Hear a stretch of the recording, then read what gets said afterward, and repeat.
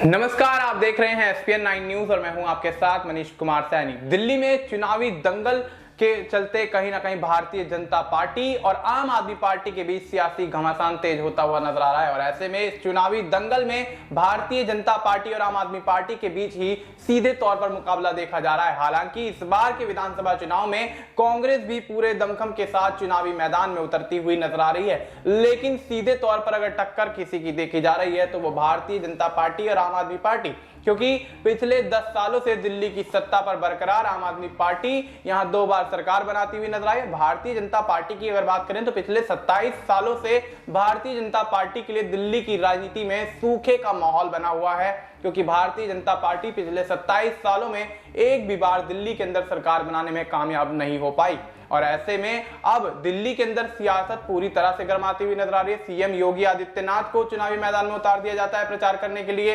वहीं सांसद मनोज तिवारी भी चुनावी मैदान में उतरते हैं। अनुराग ठाकुर भारतीय जनता पार्टी की तरफ से उतरते हुए नजर आते हैं। लेकिन देखा जाए तो भारतीय जनता पार्टी अपनी धर्म की राजनीति को भूलती नहीं है। वो धर्म की राजनीति दिल्ली के अंदर भी जारी रखती है, जिसके चलते कहीं ना कहीं भारतीय जनता पार्टी यहां पर वोटर्स के माध्यम से घिरती हुई नजर आती है, जनता उनको घेरती हुई नजर आती है। और साथ ही यहां पर बिहार की तरह देखा जाए तो यहां पर जिस तरह से भारतीय जनता पार्टी माहौल बनाने की कोशिश कर रही है और जिस तरह से यहां पर भारतीय जनता पार्टी पूरी तरह से आम आदमी पार्टी की सरकार को सत्ता से बेदखल कर यहां पर अपनी सरकार बनाने का दावा ठोक रही है, उसमें भी कहीं ना कहीं अब कमियां निकलने लगी हैं। क्योंकि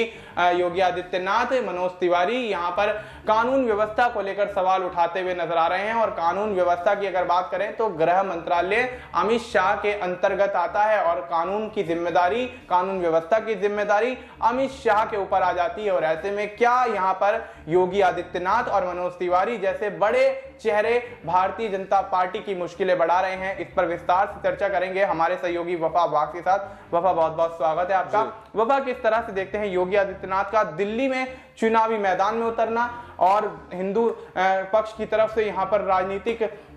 नारे लगाना और यहां पर जिस तरह से लोगों को टारगेट यहां पर योगी आदित्यनाथ द्वारा किया जा रहा है? तो अब स्थिति साफ है कि भारतीय जनता पार्टी दिल्ली जैसे राज्य में या यूं कहें कि राजधानी में यहां पर धर्म के नाम पर राजनीति शुरू कर रही है। और ऐसे में धर्म के नाम पर राजनीति करने पर कहीं ना कहीं अयोध्या में भारतीय जनता पार्टी को बड़ा झटका लग चुका है। क्या लगता है, क्या वाकई यहां पर धर्म की राजनीति करना भारतीय जनता पार्टी के लिए नुकसानदेह साबित होगा या कहीं ना कहीं फायदे का सौदा साबित होगा? देखिए, बिल्कुल ये कहा जा सकता है कि दिल्ली के अंदर धर्म की राजनीति नहीं चलती है। आप 2020 के चुनाव को देख लीजिए, 2015 के चुनाव को देख लीजिए, बीजेपी ने तब भी धर्म की राजनीति करने की कोशिश की थी, लेकिन किस तरह से उसको करारी हार का सामना करना पड़ा था। मैं समझता हूं शायद बीजेपी को उससे सबक लेना चाहिए, लेकिन इस चुनाव को देखकर ये फिर से ऐसा लग रहा है कि बीजेपी ने अपनी हार से कोई भी सबक जो है वो नहीं लिया है और एक बार फिर से वही धर्म की राजनीति को दिल्ली में करने का प्रयास कर रही है। लेकिन मुझे नहीं लगता मनीष के भारतीय जनता पार्टी इस बार भी दिल्ली के अंदर कामयाब हो पाएगी, क्योंकि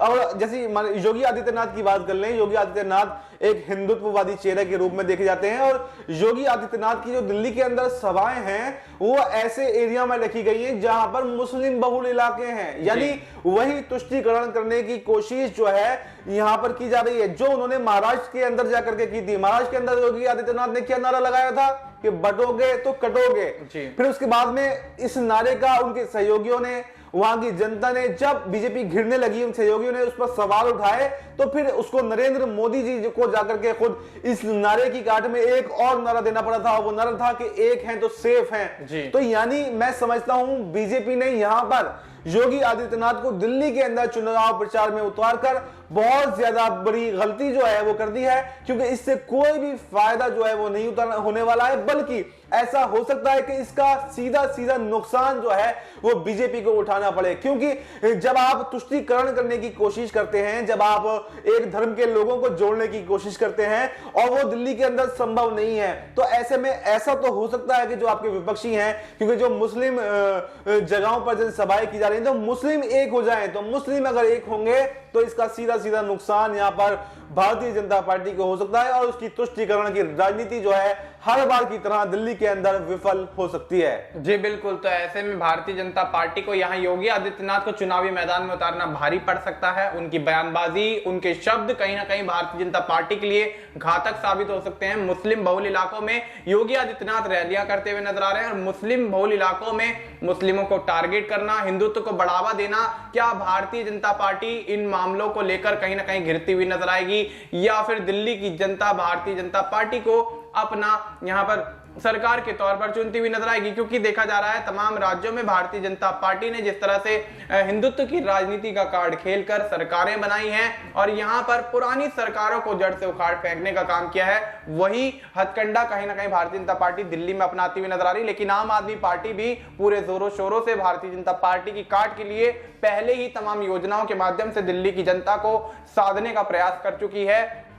लेकिन वफा यहां पर देखा जाए तो मनोज तिवारी और योगी आदित्यनाथ जिस तरह से यहां पर कानून व्यवस्था पर सवाल उठा रहे हैं, क्या लगता है कि कानून व्यवस्था पर सवाल उठाकर वो अपनी ही सरकार को, अपनी ही पार्टी को या अपने ही केंद्रीय गृह मंत्री अमित शाह को घेरते हुए नजर आ रहे हैं? क्या कहना चाहेंगे? देखिए, मुझे लगता है कि शायद उनको इतनी समझ नहीं है कि आप किस पर सवाल उठा रहे हैं। सवाल आप अमित शाह के ऊपर उठा रहे हैं और अमित शाह के ऊपर सरकार सवाल उठाने का कोई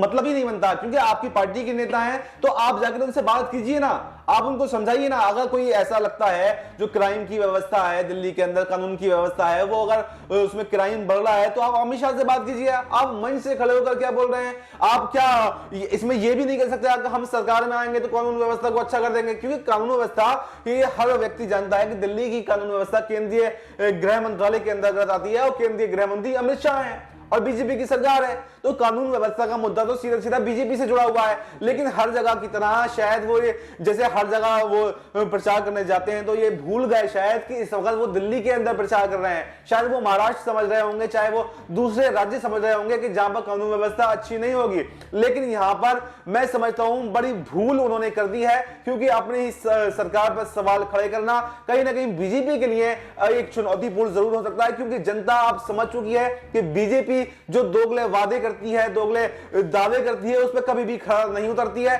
और कानून व्यवस्था से जुड़ा हुआ मुद्दा जो है वो बीजेपी का है, ना कि आम आदमी पार्टी का। तो इससे मुझे लगता है कि बीजेपी खुद ही अपने बयानों में उलझती हुई नजर आ रही है और इसका जो नतीजा है वो 5 फरवरी को देखने को जरूर मिल सकता है। जी बिल्कुल, तो ऐसे में भारतीय जनता पार्टी अपने ही जाल में फंसती हुई नजर आ रही है और अपनी ही पार्टी को घेरती हुई नजर आ रही है। जिस तरह से योगी आदित्यनाथ बयान देते हैं, जिस तरह से मनोज तिवारी बयान देते हैं, दिल्ली की कानून व्यवस्था पर सवाल उठाते हैं, तो उससे कहीं ना कहीं उनको यह समझना चाहिए कि दिल्ली की कानून व्यवस्था पर आप सवाल उठा रहे हैं, अच्छी बात है, लेकिन कहीं ना कहीं उससे यहां पर टारगेट हो रहे हैं अमित शाह, जो कि केंद्रीय गृह मंत्री हैं, जिनकी जिम्मेदारी है कि दिल्ली की पुलिस को कंट्रोल करें। और ऐसे में दिल्ली की पुलिस अमित शाह के हाथ में है, दिल्ली की कानून व्यवस्था अमित शाह के हाथ में है। उनको ये चीजें समझनी चाहिए, क्योंकि प्रचार करने आप उतर रहे हैं और अगर इस तरह से प्रचार किया जाएगा तो कहीं ना कहीं भारतीय जनता पार्टी दिल्ली के विधानसभा चुनाव में एक बार फिर से विफलता की सीढ़ियां चढ़ती हुई नजर आएगी और सफलता से दूर होती हुई नजर आएगी। और ऐसे में इन चीजों को ध्यान में रखते हुए आम आदमी पार्टी फिर से यहां पर पूरी तरह से अपनी सरकार बनाने की तैयारियां करती हुई नजर आ सकती है। फिलहाल आपको इस मुद्दे पर क्या कुछ लगता है, आप अपनी राय हमें कमेंट करके बता सकते हैं। बाकी देश और दुनिया से जुड़ी तमाम जानकारी के लिए आप देखते रहिए SPN9 न्यूज।